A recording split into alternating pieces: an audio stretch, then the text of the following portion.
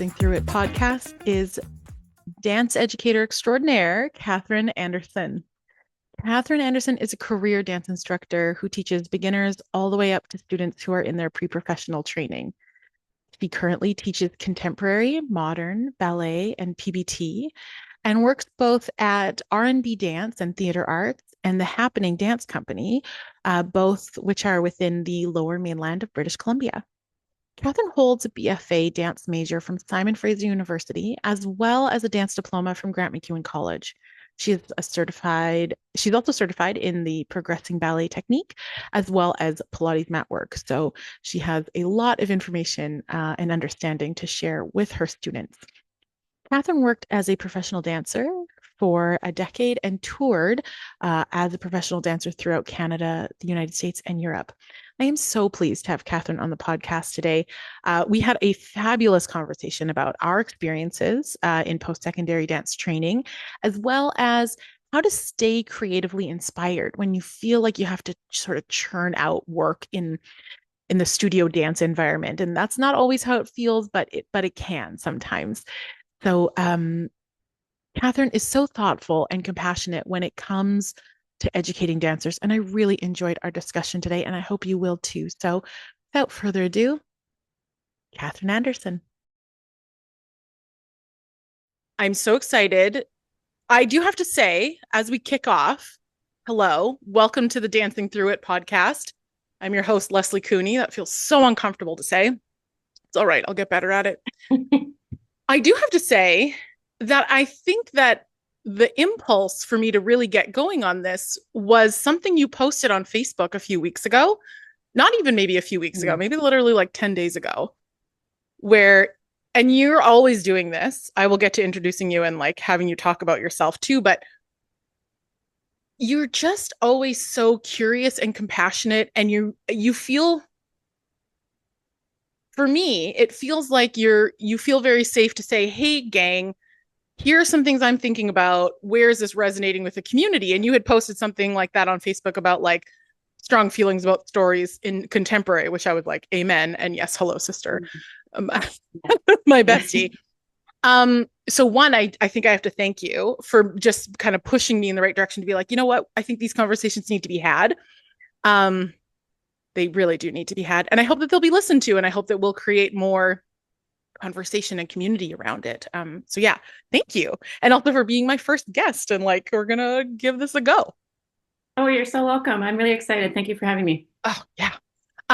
So I think it might be best for you to maybe tell us a little bit about you and how dance has been a part of your life. For sure. I've been dancing since I was 13. So at the time, I was told that was quite late to start. But it ended up being my life. So I don't believe that anymore. I started when I was 13 doing jazz. And then the next year I started taking ballet. And that was really all I did was jazz and ballet until I auditioned for the Grant MacEwan dance program and did what I thought was contemporary dance in like a video submission on a VHS tape and submitted it. And they took me, thank goodness. Because contemporary dance ended up being my dancing heart and like what I love to do most. So yeah, my life was changed by that program for sure. And I currently teach at two different studios. One is the Happening Dance Company, and the other is R&B Dance and Theater Arts. Nice. Both wonderful studios, very different ends of the Lower Mainland. One's North Van and one's Southeast Vancouver. Yeah. But yeah, wonderful children. I really like the people I work with. So that's kind of my life now. Amazing. Yeah. So starting at 13 is quote unquote late. That's a whole other like topic to dig into. Oh, yuck. But and then how did you, at what point were you like, I'd like to continue this beyond grade 12? What sort of impulse brought you to a post-secondary Yeah, training program? that was actually hard for me because I like many people and dancers, and I struggle with a lot of like self-doubt. So I never really thought I was good enough to do that. Even though I did have teachers that told me I could, I didn't really believe that for a very long time. So that was actually an ex-boyfriend of mine who's still my friend. Hi, Mike. He encouraged me to audition for the program. And he found the program because he went to UBC music school. I was like nearly graduated. It wasn't that big of an age difference. Yeah.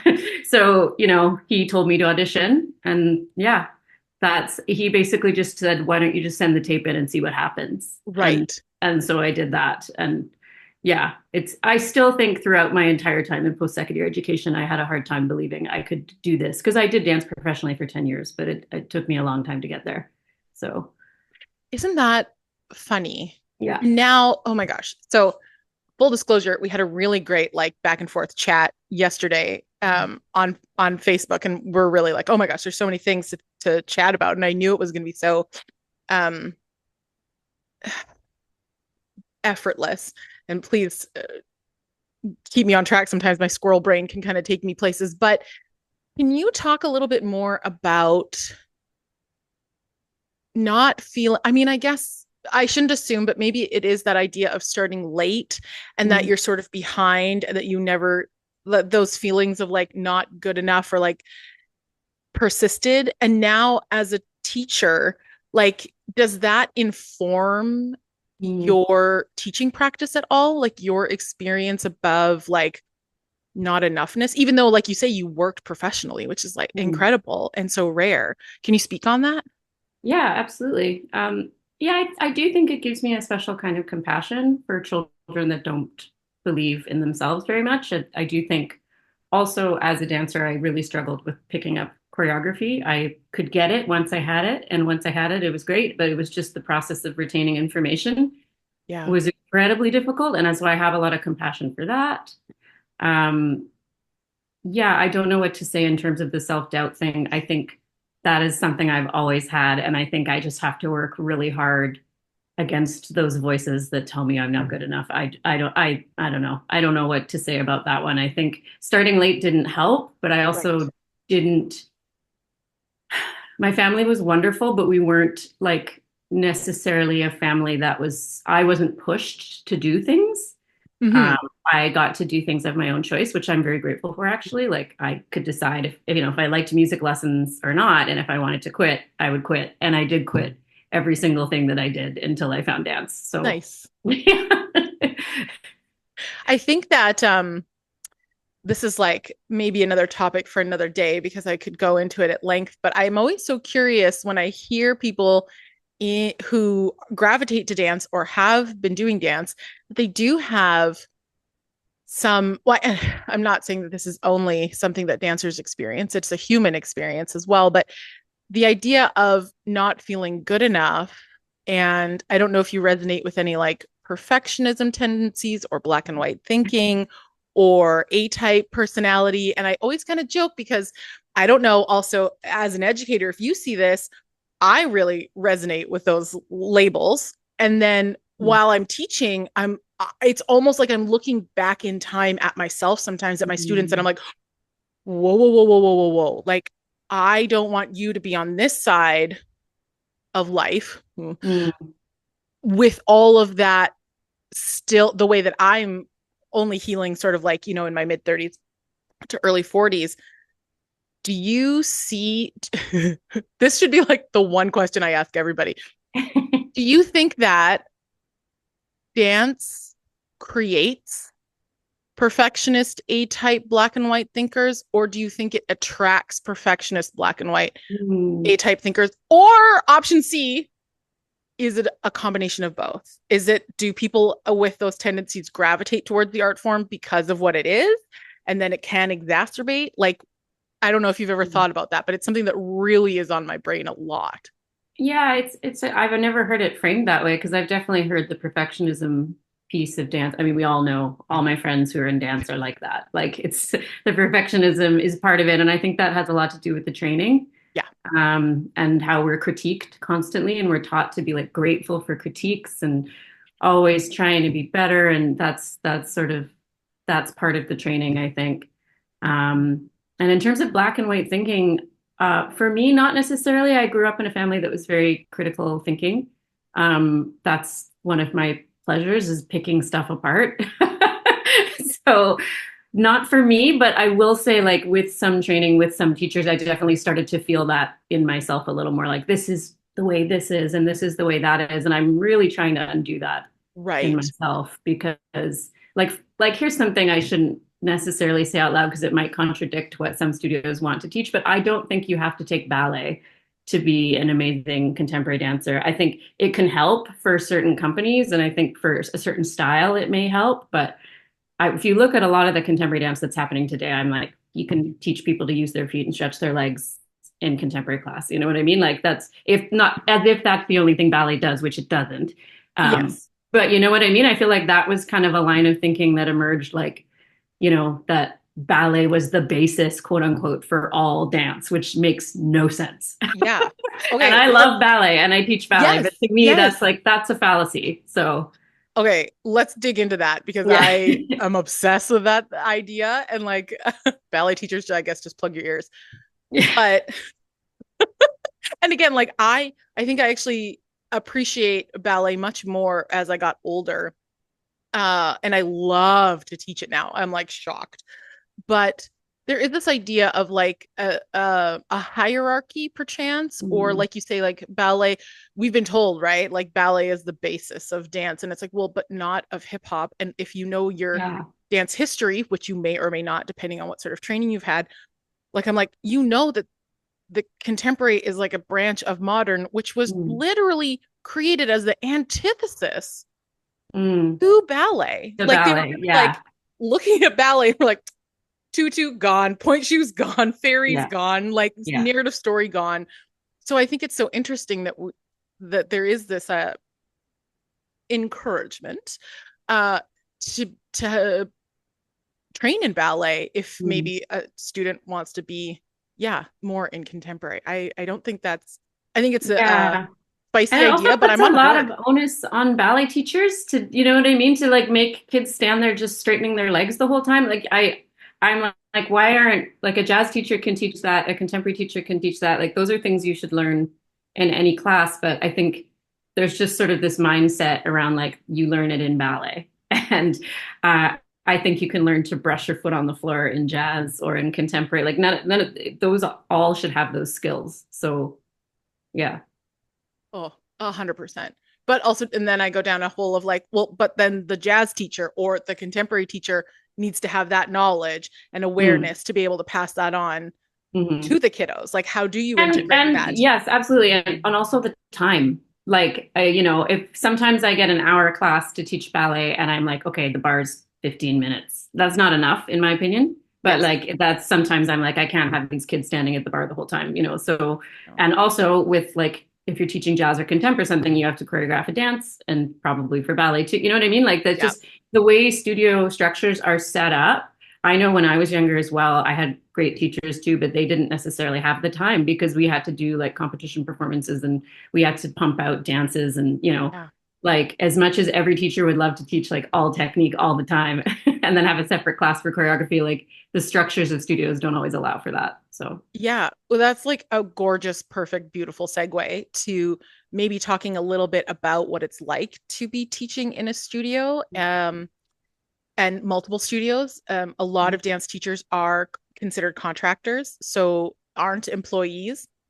So they work multiple gigs, which I did for a super long time, which got always so insane. Like in the yeah. spring and into June, you're like, I need to have three of me to like be in all the places. But we had sort of discussed a little bit about studio training, and because we both full disclosure, we both went to Grant MacEwan College, so we have a shared, we were not there at the same time but very close. When I found out, I was like, Yeah, oh, that's very exciting. close. Yeah. Really close. Yeah, now my brain's like really on fire of like trying to think back to that time. But so we did a post-secondary dance education. um I'm using that term to as a bit of a blanket. But so you had mentioned when we were sort of chatting yesterday about these sort of two worlds of post-secondary but also studio training and how different they are, and if they're sort of working towards the same goals. Like if a student wants to, transition and keep dancing beyond the studio. Um So I just kind of want to let you riff because you had some really brilliant insights about studio training. And this is not to bash, this is just to be aware of like how most students train, how I trained. I trained in a studio until I was 18 as well. So it's just the nature of the beast. But I think if we can be curious about it, and bring awareness to it, we can make it better, which is all like it's always my goal of everything. So yeah, I just want to let you get into that because you, yeah, like I say, really good insights about studio training. Now I'm like, what did I say? I should have written it down. Yeah, I think, well, for me, of course, I mean, I think for anyone, the transition from being like a kid in high school, training at a studio, and then going off to college, university, and like that's going to be a huge leap anyway.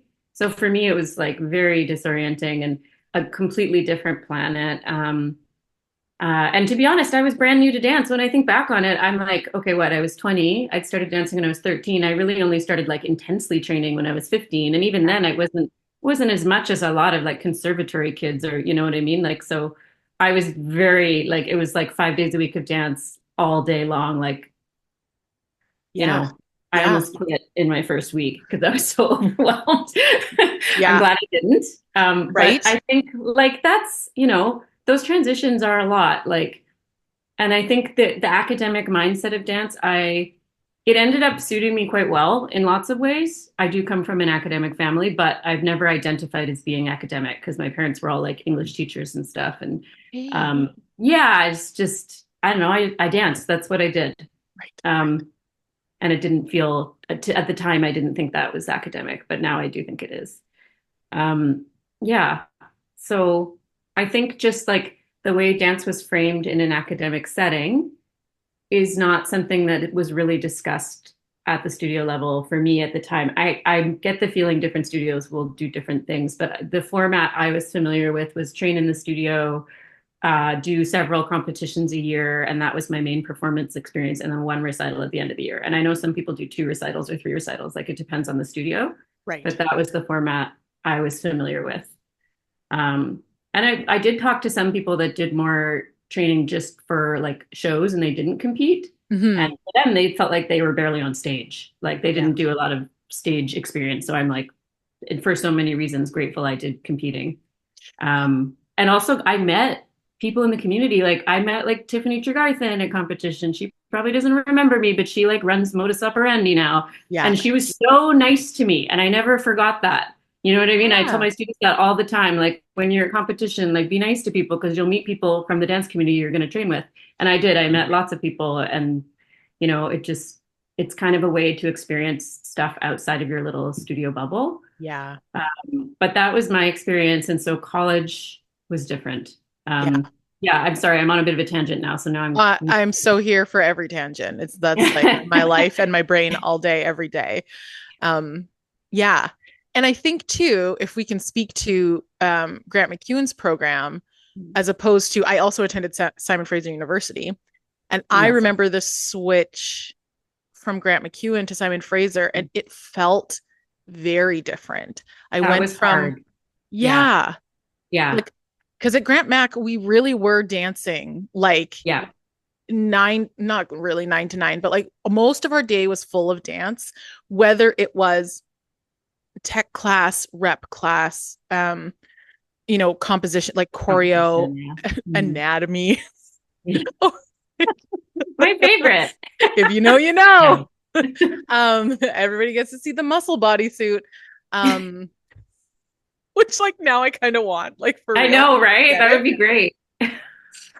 Kyle Toy actually gave me like the best advice when we had to do like an anatomy presentation. He was like, she loves like food analogies. And so I was like, okay, we're bringing in gushers to talk about the discs of the spine. Like I was like, I'm gunning for that top mark. I haven't thought about that in years, and I actually took like little licorice string things and put them on a Barbie doll. Like I just remember that now, so thank you. Yes, yes. I know. I like those little glimmers of like, oh yeah, that was insanity. But everything was very dance focused and we only needed it depended on what you wanted to do. I remember when I first started the program and sort of talked, well, I think, believe it was Doreen. Thank you, Doreen, you beautiful human. Love Doreen. Me too. I'm obsessed with her. She's so lovely. I was like, oh, I think I'd like to transfer. Like, I would like to use these 2 years towards my degree. And she said, okay, make sure you take your electives. I think I truly only had to take four throughout the 2 years. So, like, one sort of like quote unquote real class or book class. And then you got to Simon Fraser, and I had done another year at the University of Saskatchewan. So I had a little more um quote unquote regular classes as opposed to like dance classes. But it felt really different. Like, yes, I had my tech, ballet and modern, but then a lot more of it was to fulfill the academic requirement.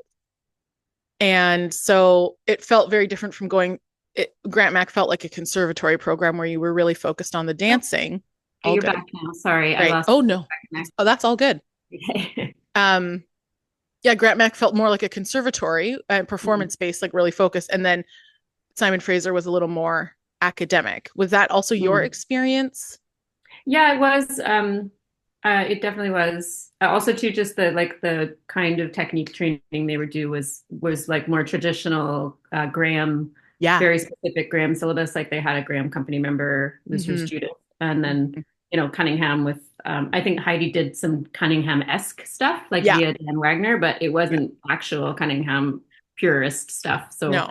It yeah, prepped me for Megan's that was a real classes. shift too, like Yeah. not knowing how to do a contraction or like having to learn. Yeah. And I had to go in third year, so like most of the kids, quote unquote, adults knew how to do all the most of the basics, and I really did not. So Did you feel like you had any benefits? Like, did you come in like when you saw like, yeah, we didn't get Graham at Grant Mac,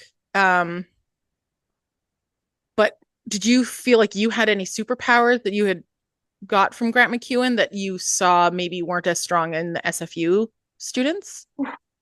well, now I feel weird about saying that because I think at the time I was a bit of a jerk about it. Like I think I thought I was more hardcore than I was. Um, I think I will speak for a bunch of friends of mine, also like one of your employers as well, who I also thought that. Like I yeah, think because we just had a very different mentality at Grant MacEwan as yeah, opposed to SFU. So I don't beat yourself up for that because I think a lot okay. of us who transferred felt that way of yeah, don't feel bad about that. Yeah, I mean I do think I was yeah, anyway, whatever. I won't delve into that. It's too uncomfortable of a topic. That's fair. But I do think I learned a certain amount of rigor and intensity from being in that program just because it was very Yes. intensive. And I actually can be quite intense Yeah. in the certain Yeah. environments. In some ways that suited me, in lots of ways it wasn't good for me. So I definitely learned the value of hard work and like Yeah. digging into things in the studio. And I felt like too, SFU had a structure of protection for students that was different, Right. so Yeah. And I would say I would agree with you. And I would also say that that comes with the shift of at the time Grant MacEwan was a college and the program was a 2 year dance diploma program. mm, Whereas when you're operating within a more established, Grant MacEwan is established, but it's shifted like probably in the past like 15 years and now it's a university. And so I think mm, if the program was still existing today, it would feel very different, mm, and a little bit more like you say, the student protection, sort of just that feeling of being in a bureaucracy, academia sort of feel. Does that feel kind of like yes, correct? Yeah, yeah, for sure. I yeah, think, um, yeah, I think we were all quite young. We were not in the mindset to complain. yeah, So, being pushed in a way that felt a little bit like militaristic at times, yeah, honestly. yeah, We just thought we sort of had to take it. And I will be honest, some of that wasn't appropriate. So, yeah, yeah, yeah. yeah. And I think too, this takes us into, I hope, like a really compassionate conversation about how we train students. Mm, And and this sort of circles back to that idea of like ballet being sort of the be all and end all foundation of everything and how we train that. right? Like you never hear the stereotype of like, oh, my ballet teacher's like so laid back. That that stereotype doesn't really exist. You kind of think about these, again, stereotypes and like generalizations of like a very strict, tall, thin, possibly Eastern European vibes. Like that is just, you know. Mine was French, it's fine. So so we have these stereotypes and it continues to reinforce, I think, how we train students in the Mm, studio, and then that can really get blown out of proportion. mm. And I have a feeling, I also just know, so I'm 100% just leading this question, but like that is not how you train your students. I And that, mean, as you say this, I get glimmers of it sometimes. You know, I have to be honest about that. I have my moments of where I'm like, course. "Whoa, who is that? Why am I being so intense?" And I guess as I get older and teach in these environments longer, I realize where that's coming from and Yes. what's influencing that. I definitely think I'm easier going than some people I've trained with, for sure. Mm-hmm. I think I'd have to be in order to survive in the industry now. Yep. And the kind of places that I teach, of course, like we just, it's not the vibe. We're not going Yeah. to do that to children. Yeah. Um, but like, yeah, I think there's a lot of pressure for teachers to create something amazing, and to show that to people and at what cost. Like, I think there's probably a lot of incredible pieces that go to competition and recital, et cetera, that like might have traumatized children. You know, like it could be beautiful on stage, and we don't know what goes into making a piece. And I know that I've had to push very hard with some of my students, and there's days when I'm like, wow, go home, like, what did I do? What did I say? Yeah. I really don't think it's like the kind of thing I could get a lawsuit over, but I do think sometimes you have to check yourself for Yeah. sure. Have Yeah. you ever, so oh my gosh, there's like 20 things I want to like dissect in that sentence because like, yes, yes, yes. Do you feel, uh, can you give me like how long have you been teaching for? A long time, like if you don't mind A saying how many long years. time for someone who started at 13. I started at 16, but doing like rec center stuff. Right. I did rec center stuff for a long time. So I'd Yeah. say like in the studio realm, like 10 to 15 years. Yeah. Yeah. Okay. Have you seen the evolution of yourself? Mm. Like I find that I have become less intent.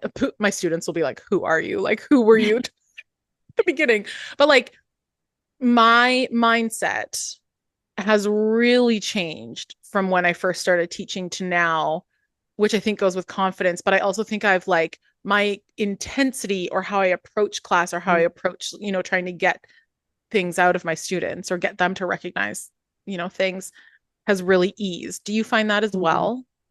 Yes, it's both. I would, Yeah, it's in some ways I'm pushing harder, and in other ways I'm like, okay, calm down. Like, right. learning to give my students the space for digesting certain things, which was always something I needed. So it's crazy that I would even be like, going the opposite end of things, but just like like I think too, it's a different world when you're working with teenagers. Like I do often go to competition with teenagers, and they hormonally have a lot going on, and they also don't have the same skills as us in terms of regulating their emotions. So adrenaline on stage and coming on and off stage is a big thing.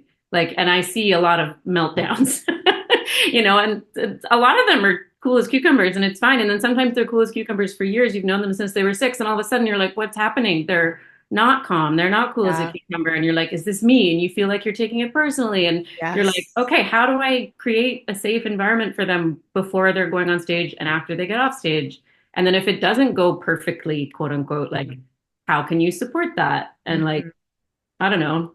It's, yeah, I forgot what the original Oh, question it's was. all good. I'm just like digging into like a couple of like I'm pulling things Mm, from your initial sort of conversation about teaching in the mm, studio. I was gonna say you mentioned how, you know, preparing them for the stage and sort of finding their, calm or what have you. Are there practices that you have in the studio with your students to sort of, I mean, it's not the same because there's no replica for the adrenaline of this mm. is the time. Like as much as you might try to replicate that, it's next to impossible.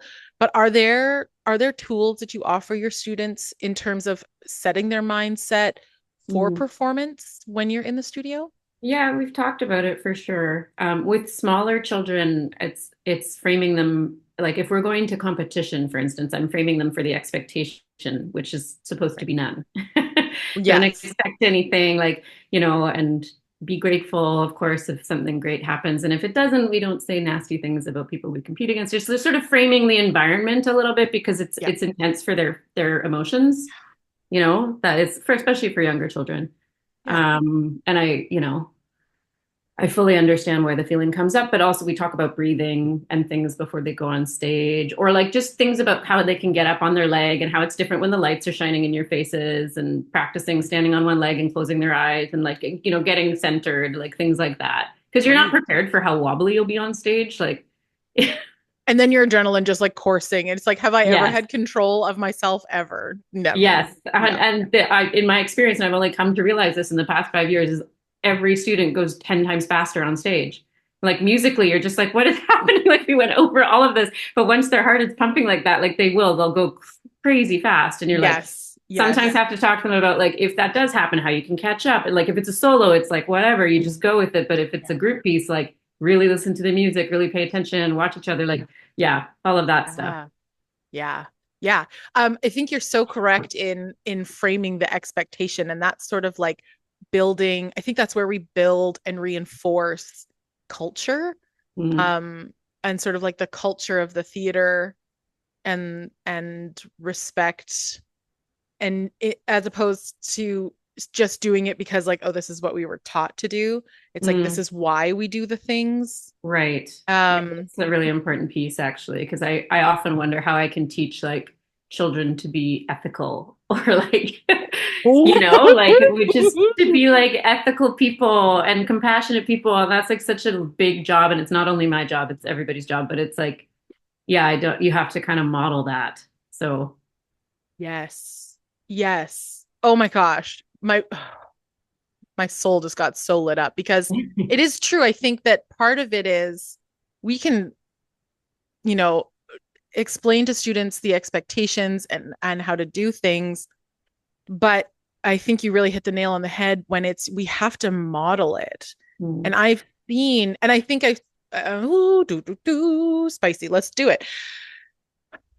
I think I've seen or and again, this is me viewing as an outsider different studios and how they function at competition or at events.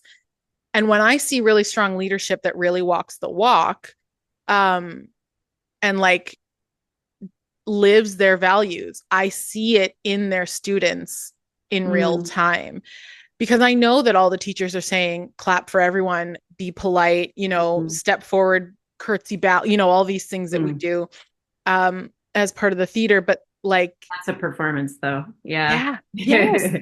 Yeah. And like just telling your students to do it Mm. as opposed to like being the leader. Yeah. Like I'm the most obnoxious clapper at competition. I'm like, I will be the first one Me, clapping I've been doing that lately too, and I'm like, is this not cool? and I will be the last one. I'm like, oh, everyone got tired. Well, I got 5 more claps than me. Just because also I want to be seen as like, that's what I ask of my students. So Mm, hmm, if that's what I ask of them, and this is not always true because there is different levels, but I'm like, if that's what I'm asking of them, I think I need to do that as well, mm, as much as possible. I'm not just like writing yeah, my scores, right. backstage. Um, yeah. So getting back to talking about, you had mentioned sort of not having a feeling like you don't have enough time, Mm, which depending on how the studio is structured and how they like to create their schedule, but also what their goals or like focus, I should say, maybe not even goals, focus might be. Um, the idea or the feeling of needing to produce something, mm, um, truly needing to create a work of art within a time frame and yeah. to have, whether real or imagined, feeling of pressure to perform to the students who all have their own opinions and they are the people doing the art, Mm. the parents of the who are the clients who are They're the paying the clients. money, Yeah, they have the right? money. Essentially the patrons, Yeah. but then also the studio owner, who is another piece of the puzzle, Mm. who like sets the prices that the client, like it's a very intricate puzzle and Mm. dance. And when you're the creative, it it like brings up a lot. It brings up a lot. And then on top of that, we're also trying to like create ethical and empathetic, like Yes. chill, like Yeah. people. There's not enough hours in the day, it feels like sometimes for the amount of work teachers and people who run studios have to do. Like it is a lot for sure. Yeah. Yeah. Do you feel how, maybe not do you feel, how do you feel about the idea of maybe feeling like you need to quote unquote pump out content essentially, like you know that you're going to hit the stage at competition, end of February, early March usually. So you've Yeah. got September to December to really create something, and then January, February usually clean. That's sort of my schedule. Mhm. But like, I'm curious about your thoughts in terms of the creator of these things, and the idea that you have to like, you feel like you might have to like churn them out on a I timeline. have been feeling like that for quite a few years, like probably 4 or 5 years now. I Yeah. sort of feel, I will admit, I feel pretty dry. Like I feel I'm doing my best to get re-inspired where I can. And every Yeah. now and again, I would say the ratio of like pieces that I'm super happy with is like 30%. You Right. know what I mean? And the rest, they have to go on stage and they're as good as they can be. Like I just, that might be my own critic, but I do find it really hard. And I think another thing too that happens when you're an older teacher is you don't train as much or at all. Right. And I don't know, I was told that training would give me the ideas for choreography, and sometimes it does, Yeah. but that's not always it. I think that there's like a lot of other things that can give you inspiration, and it's just making sure you like stay healthy yourself and also participate in all like go to lots of different art, like experience a lot of different art, get lots of different ideas. Don't just watch one dance company. Like I think you need to get a lot of different ideas to keep doing choreography. And Yeah. I will admit I struggle with that. But I think the most fun I've had, I think a few years back, I was less worried about making pieces that were like people wanted to see. And I would like do little research stuff with the kids where we talk about like, here's an idea for this. And like we did like this is so basic. I've seen it done so many times, like 4 elements, like where a kid's like water and but then you start to talk with the kids about like what's your movement quality if you're going to be fire and what, then you play around with that and then you get to make like that's the sweet spot for me when I really get to do that. And so those kids who I started that work with was like their first years in contemporary. They're now like big kids and you should see them on stage. Like it's just so fun for me to think about them being little, 8-year-olds doing that fun creative stuff with me. And now Yeah. like if I give them a task like that in class, they're going to know what I want. They're going to know like they know how to work with me like that. And that's I think so beautiful. And if you can make the time as a teacher to do those little creation collaborative exercises, it will do so much for those kids. And they won't just only know how to do choreography you give them. Like that's a really nice way to work when you can manage it. Yeah. Well, and I think what you've done there is very smart because you've really maximized your time when you do something Mm, like that, where, you may feel like, oh, this has been done or whatever, but okay, yeah, great. But also, it's about these kids have never done that. And mm, you know that by leading them in this way, teaching them these movement qualities of like, you say the 4 elements, that is really maximizing your time because you're going to get the most out of those kids. Not only are they learning technique, but it's also being put towards this performance and this dance. And then, like you say, now down the line, they already have that. I think that's like such a brilliant way. Mm, real talk, I don't think enough choreographers do that. I think mm. there's a lot of thought about this is my image for the dance, this is my vision, and I'm going to create this like piece, which is awesome and lovely and beautiful. But if there isn't personally for me, if there isn't a foundation underneath it that they can carry with them, if there's not something new that they are learning in Mm. that piece that they can take with them forward, I'm like, cool, you just spent a whole year on this like one piece that doesn't really like Yeah. add anything to your toolbox. This has Yeah. been a real big theme for me is I'm just like, it's all adding to your toolbox. Now, I think when you're a guest choreographer, that's maybe more the vibe, right? Like you're like, I've got this idea and I want to, make it. But Mhm. um, I know the tech teachers would be really psyched if you like brought in, a little bit more. Because then, yeah, they just have more in their toolbox, which I Mm. think is like, yeah, like I say, that was very smart, even if you feel like it's been done before. Very smart. Yeah, I mean, I think too, the kids constantly show me that I can't. I mean, I will admit, I feel like I've been just making dances about whatever dancing. And I think there is value. Like I do both. Um, and sometimes it depends on the kids, but like the kids remind me all the time how much, like when we talk about stories in contemporary dance, like the audience, in my opinion, does not have to know Yeah, what the story is, but those children for sure do. Like right. even if you frame it in a sort of abstract way or whatever, like all Yeah. of that stuff is very important for them to attaching to the work, and they will dance it differently. They'll be differently involved. Hmm. Like I feel like that's part of being an artist, like that kind of curiosity and attachment to things and understanding what it is you're doing, even if Yeah. it's not literal. Yeah. Well, and that's like we want them to bring the spicy soapbox moment. We keep saying we want to see your personality on stage, bring yourself to the Mm, work. But if they yeah. don't have a connection to it, if someone's just said plunked something on them, Mm. it's harder for them, right? So yeah, I think that's brilliant. I actually, I don't know. Um, has your partner, like your like life partner, have they seen you perform any work or your students' work? Like, do they come to shows? My partner came to my recital at the Happening a couple of years Amazing. ago, and it was the first time he'd been to my recital, and he loved it. And it Okay. means a lot to me to have a partner that's like was super excited about what I was doing, and he also hung out and like moved props at the end of the night, like stayed till the bitter end.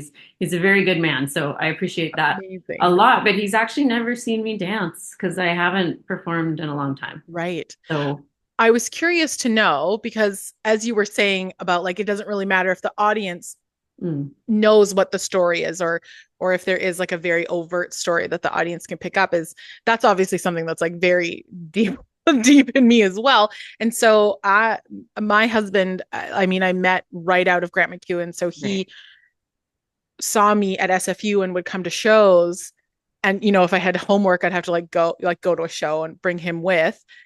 And I just remember being like, oh, this is like a good old boy from Saskatchewan who, like, bless, but like, this is new for him is Yes. sister Ukrainian dance. But that's very different. That is like really storytelling. And so I would check in with him and ask, did you, because at first the question is, I didn't get it. Right. I don't Mm. know if you've come up against that where you'll have like maybe parents of even the students you're creating work on where they're like, oh, I don't get it. Or like, what is Well, it? and that's actually a totally fair thing to say because I Yeah. don't get it. I watch contemporary dance all the time and I don't get it, but I no longer feel that I have to get it. I don't have to know what it's about. I it just has to make me feel something and it has to have like, oh, this made me think about this or this made me curious about that. And I really noticed like and again, this is probably my arts training, but like I feel like my conception of time is different when I watch pieces. And if it really alters my conception of time and I'm more aware of that, or I really notice the space, or I really notice this connection between these two dancers, or, this particular prop, it reminded me of that. Like, I think all of that is valid. Yeah. So I don't feel that I have to get it, but I think if I didn't have my academic training, I might feel like I needed to get it for sure. Mm-hmm. Yeah. Mm-hmm.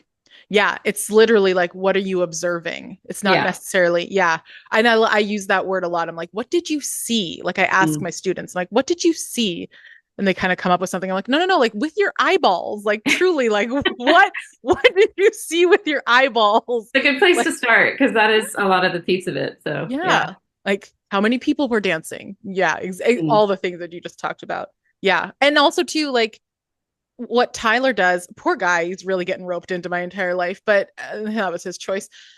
When we used to go to shows, you know, and when I tried to be compassionate, to be like, dude, there is no story to get. Like Yeah. it's just a dance. Like just enjoy, or maybe there is a story, but like we don't need to know it. And so I think finally he like got it the more we saw.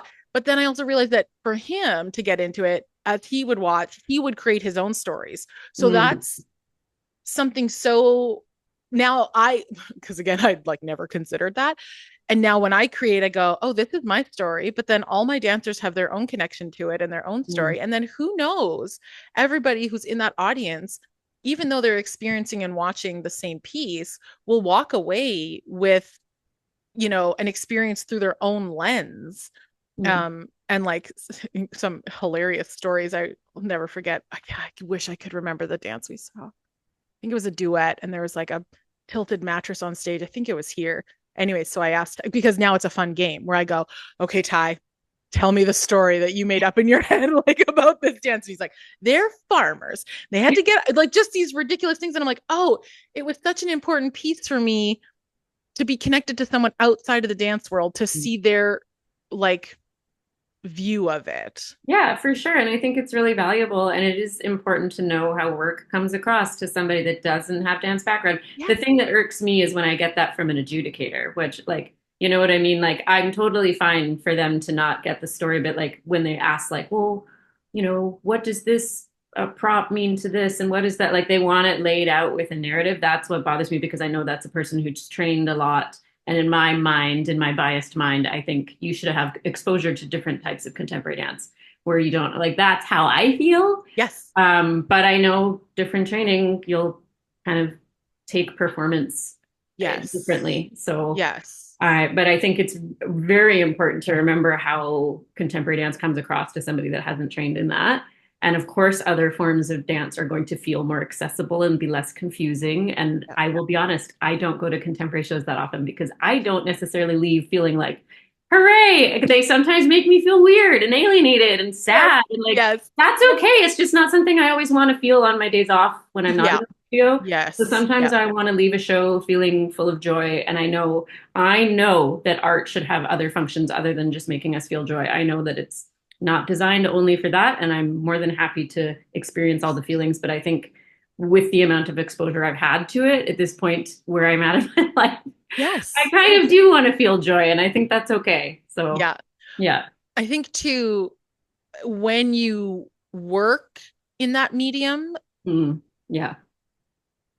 that's not necessarily what you want to do on your days off. No, Like 100%. I'm a Yeah. real, like I'm at all the comedy shows. I'm like at all the musicals. I want to be entertained. Like Yeah. I'm not, I don't know. I don't disagree with you. And I know a lot of artists, say like actors who work on comedies only want to watch like dramas, right? Because they're just Yeah. like, well, I can see how the sausage gets made. Like Yeah. that's not how they, that's not a way to unwind. So I don't think Well, that's and so. it's that actually this is so stupid, but like I in the past couple of years, I think like post COVID, Yeah. the way I unwind is watching like the trashiest reality TV. Yes. And I think about that all the time. Like, why does my brain need to go to this really weird place? And there must be a reason for it. And like, there's a reason that type of television is extremely popular. And Yes. like I know it's trash. I'm fully aware of it. But if I need my brain to go like it's not Yeah. I'm not gonna put on like an esoteric contemporary dance performance. I'm just not like No, no. Well, and I think too, like there's this, I don't know, like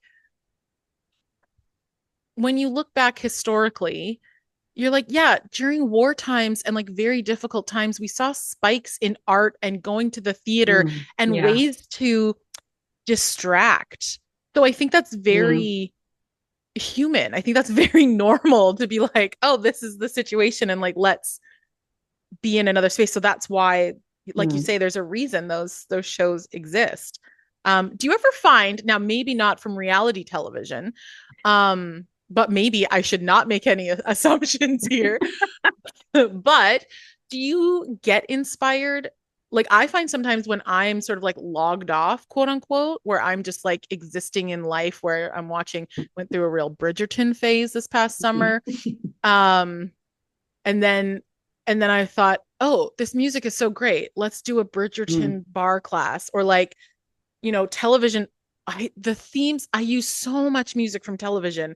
So do I, more and more, because that's kind of what I'm exposed to these days. And soundtracks for shows are like amazing. They hire incredible composers. Like I don't know if you've seen like Severance, like the theme Yeah. for Severance is gorgeous, and I really want to It's choreograph to it. But I'm waiting for the right kids, right? Like because I can't just be like, here's the show I watch. We don't even know if they watch it. Like we don't know if yes. this will speak to them. But I love the music. Like Yes. yeah, there's been a few soundtracks from stuff I've like used in recent years, and like it's those are obviously like it resonates for a contemporary choreographer or teacher or whatever because it follows like a through line of contemporary composition. Like it makes Hmm. perfect sense. But like The Shape of Water, that movie, I've used like several pieces from that and that Alexandra Desplat or something. I'm sorry, Yes. I might be Yeah, yeah. butchering the name, but just Does incredible composer, beautiful. Every yeah. single piece of music has like a gorgeous storyline. Like it's perfect for dance. And, Yeah. it's, yeah, again, that's probably my training. Like I don't know if I would have noticed that as much before, except that at Grant MacEwan, we had to choreograph to music that had no lyrics. And I run Yes. into this thing with my students all the time. They want lyrics. They always want lyrics. And I'm like, but I don't want it to look like I'm doing lyrical. And, I've succumbed to the lyrics. I've started doing it now and again. The kids really resonate with it. Yeah. But there's something about that and like the history of me having to do these compositions with stuff that didn't have lyrics. It's like my resistance to it Yeah. and how hard that is because what happens when you choreograph with lyrics, there's a story. Yes. Like Automatically. it's words. Like you can't really escape that. So it's interesting. Yeah. Yeah. Yeah. That actually made me flash back to yeah, I forgot the terror inducing of trying to Yeah. create a piece to a song that didn't have lyrics, which And now I now take. I'm much more comfortable with it. But like, yeah, it's at the time, yeah, definitely. It was Yeah, hard. I was gonna say I was like, oh, now I prefer. I'm like, I like Yeah, to create my same. own nonsense as opposed to like a song with lyrics. That's so funny. Great, we've both triggered moments from Yeah. Grant MacEwan for each other. Oh my gosh. Okay, so as we sort of like this has been so lovely. And I know there's like 1 million other things we can chat about. And so I look forward to sitting down with you again, probably after competition season, because like we're really getting into it. But one other thing that maybe we can close with is the feeling of we've talked a lot about studios and post-secondary training.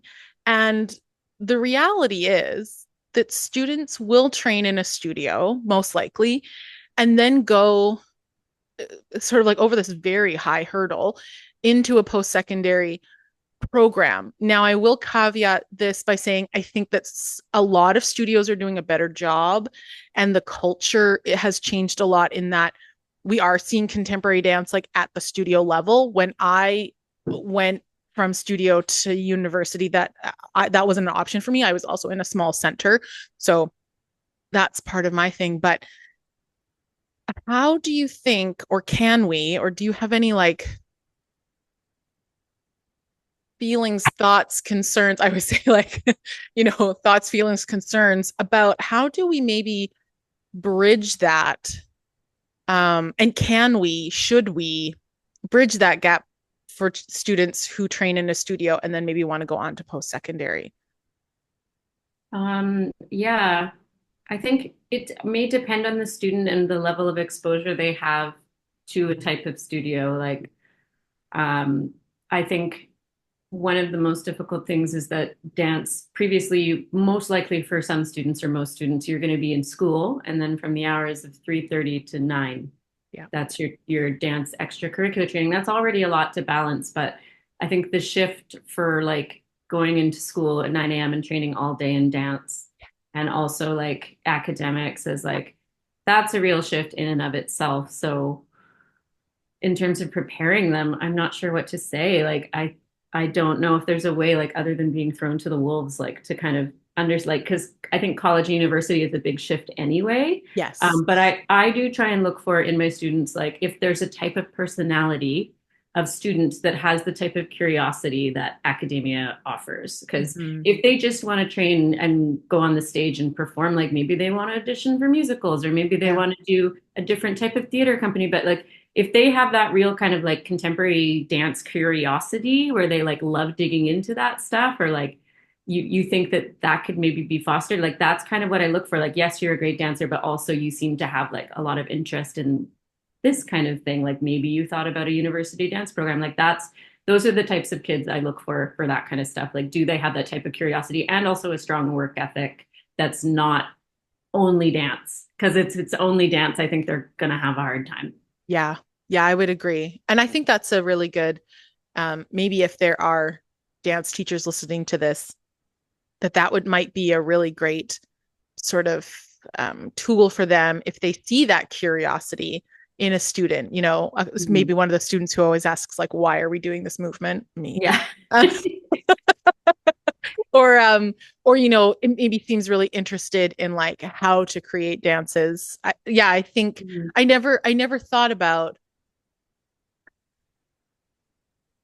using that lens to find students who may find a lot of contentment in going into post-secondary. But yeah, I think that makes a lot of sense to look for those sort of special um like glimmers in those Yeah, students. and also for the kids that don't necessarily fit like the conservatory mold. Like I obviously started so late that I did try to do like some more serious ballet stuff and I went a certain level with it, but it was just sort of like it felt like for me that time had come and gone where it was like these conservatory ballet kids are groomed since birth. And I know that that's not necessarily true. I could have tried harder, but it was like, But yeah, but I'm also, about something else. I have a yeah, different edge to me. And like, I had different kinds of curiosities. And I think like, if you feel like they don't quite fit here and they don't quite fit there, but they seem like a really intelligent, curious dancing kid, I think like that that setting is perfect for those children. And like, yeah,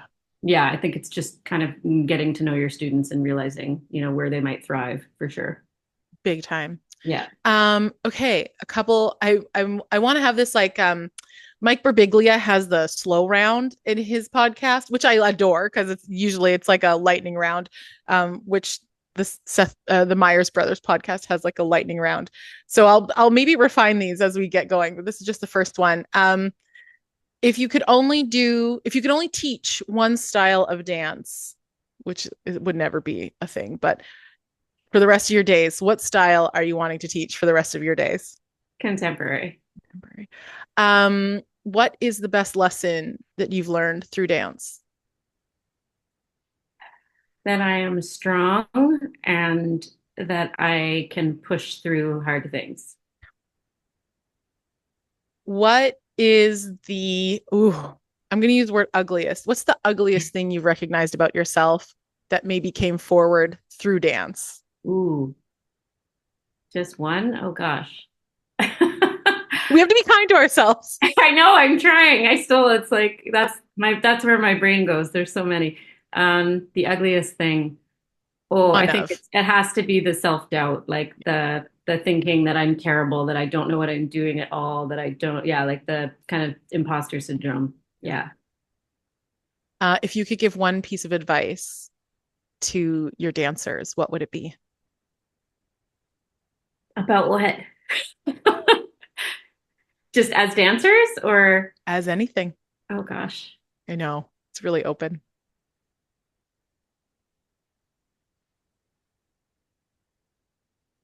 One piece of advice. I really like watching Catherine's hamster work. Oh gosh. Okay, yeah. For me, this is what I would have wanted to hear. Find the weirdness inside yourself and push for that. The weird thing that like sets you on fire. I Yeah. love it. That's what you need to push for. I love it. Yeah. Has there been any work, whether it's a movie, a book, another dance piece that has really impacted you and maybe forced you to adjust your pathway, or that made such a big impact on you that now it's become part of your how you function as a dance educator? I think one of my biggest influences was working with Jennifer Maskell, and Okay. she's probably one of the weirdest choreographers I've ever worked with, and I really love her mind. I don't think she's ever done anything because she thought an audience would love it. I mean, I like, and her work is beautiful. Like when I watch it, I'm always like, wow, how did you create this? She really works with improvisation and like lots of narrative story themes and character work, but you would never necessarily get that from watching it. You just think, wow, this is like such nuanced, incredible, theatrical, beautiful work. So yeah, I think about Jennifer all the time in the studio. And when I can't answer a question of my students, when they ask me, I always say, I don't have a point of view. Because she used to say that all the time. If she couldn't answer it, she'd just Oh, say, I don't have a point of view. Like, and I love that. So oh, thank you, Jennifer and Catherine. I'm 100% stealing that. good, right? I don't have a point of view. that got to me. Oh, that's wonderful. Oh, I think that's great. Oh my gosh. I look forward to the angry comments of people like, you need to have a point of view. And I'm Oh like, gosh, I'm so scared about this having public comments. Oh, you I'm know really what? scared. It's all allowed. I think that's that is what my experience through that post-secondary, as I've processed it at the time, that was not the thing. But now I'm like, it's all allowed. Mm, And that training allowed me to see both sides of the coin. I can argue any position. I think that is what that training really offered me, is I was like, oh, I will see every like pathway this could go down. And I think they're all valid for their own reasons. That doesn't mean they're right. That yeah. doesn't mean I necessarily agree with them, but it allows for that. So no, don't worry. I hope the right people who want to find this will find this, and they're going to say lovely things about you because you are lovely. Um, can you tell the folks who are watching this, if they're like, this gal is amazing, we've got to get connected, we got to follow Catherine and see what she's doing? Is there anywhere that people can find you, see your work, interact with you, that you would be comfortable sharing with our audience? Oh my gosh. I will admit I'm like surprisingly private online, even though I I know love it. you've known me as a very Facebook heavy But that's status because flirter for we are years. But connected through yeah, that. I don't use Instagram. I don't even I know it's terrible. But I think if they did want to get in touch with me, I don't know, could they email me? Like I I love don't it. add everyone on Facebook because I I think that's really a just great kind of value boundary. my anonymity a Yes. little bit, but Yes. I would be more than happy if they were intrigued by something for them to email me. I So love that. And I respect that. And thank you for that boundary. So we will yeah. have Catherine's email address available to you if something sparked or you have a conversation, or you can also leave us a comment here. We can always share that with her. I want to thank you so much for taking time. I know we're recording this not when it will go out, but I'm so grateful for your time because I know as dance teachers, our downtime is limited and we like to use it on ourselves. So I'm really, really grateful. Thank you so much for joining me, Catherine. I Thank appreciate you. it. I had a lot of fun. Thank you so much for having me. You're welcome.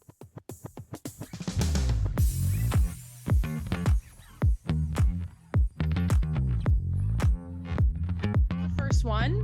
And so I'm really just jumping off the deep end, being like, I want to do the thing. And then all the like inspirational memes say, just start. You'll never be ready. You can get better as it goes. And I'm just like,